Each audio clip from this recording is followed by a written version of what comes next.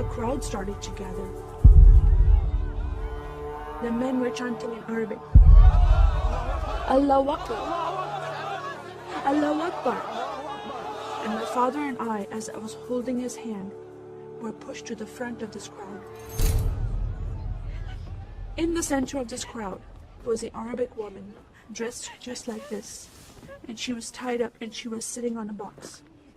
Next to her was an Arabic man, and he did a traditional Islamic prayer on the floor.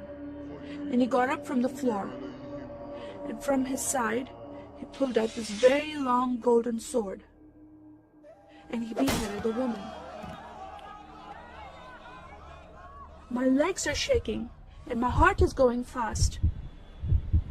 And my father said, if you don't listen to the teachings we're instilling in your life, this will happen to you one day.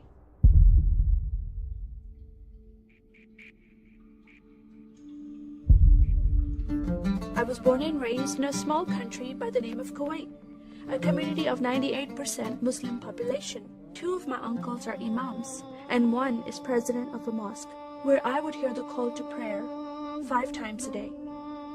As a Muslim, the word Yahudi, which means Jew, was instilled in me as a bad word, as a cuss word. Yahudis should not exist. They should be killed, and I never thought to question why would I hate them. I never met Jewish people in my life. They never did anything to harm my family. I just hated them. Just the word brought hatred in my heart. It's very important to learn the Quran and the Hadith and even memorize it in Arabic. I even entered a competition where you recite the long chapter in front of Islamic leaders and teachers.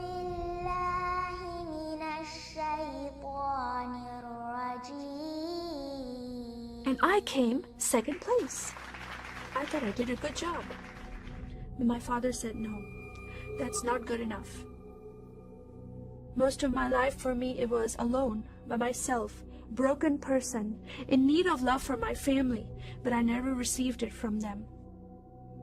I tried to experience this love from Creator God, from Allah. In my prayer times, I lifted up my hands and I cried out to Allah for help. Please have my father stop beating my mother. Please have my father stop beating me. But no help came. God is not a personable God to Muslims. God doesn't say, I love you. Saddam Hussein forces came in the middle of the night and invaded the small country of Kuwait. And then they came to my city and they destroyed property and they looted people's home and they stole possessions and they killed the men and they raped the women. Then we were granted asylum status to stay in the US. My grandmother suddenly got very sick. She had a heart attack and she went to the hospital. And 2 days later, she passed away. I was devastated because I lost my best friend. And this lady approached me and asked me if I was okay. And I said, no, Paula, my grandmother died. And I just started to cry again. At that moment, I was hurting so much, only crying helped. And Paula came to me and put her arms around me and she gave me a hug. And then she asked me a question. Would you like to go to church with me? When I walked into this church, I experienced love from these people and acceptance from these people like I've never before. Fellowshipping together. They were men and women together. They didn't have to be separate. No one was judging each other. And they knew I was Muslim. They were so friendly to me themselves, accepting of me and loving of me. And that was really surprising to me. And for the first time in my life, I heard a message from the Bible. I started reading the message about Yeshua. When he walked into the synagogue, he was given a scroll from Prophet Isaiah, and he opened the scroll and he started reading that scripture. That the Spirit of the Sovereign Lord is upon me, because he has anointed me to preach the gospel to the poor. He has sent me to heal the broken heart and to proclaim liberty to the captive and freedom of sight to those who are bound, to proclaim the year of the Lord's favor. First time I heard these words of freedom and healing and liberty. I'm desperate to be freed from bondage. I was held captive in Islam and I wanted to be freed from that.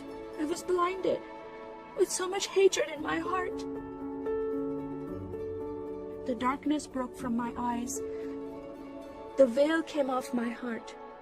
I knew the decision I was making to leave Islam is a big decision. By Sharia law, Islamic law, it is death penalty. But I'm desperate to know a living God. In that day, I gave my life to becoming a follower of Jesus. This is the God of Israel, God of Abraham, Isaac, and Jacob. And the nation of Israel is God's heartbeat. And I said, God, forgive me. I did not know I hated your people. I love the Jewish people because it's their God, their Messiah that I'm following. And He told me to love them. I never knew what happened to the 6 million Jews that died. I never heard that in Kuwait in history.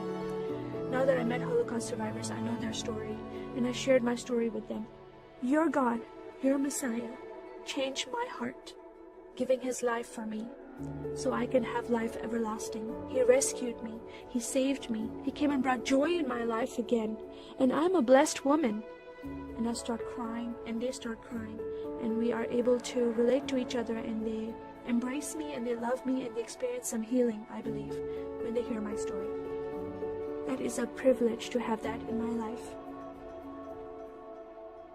I am one for Israel.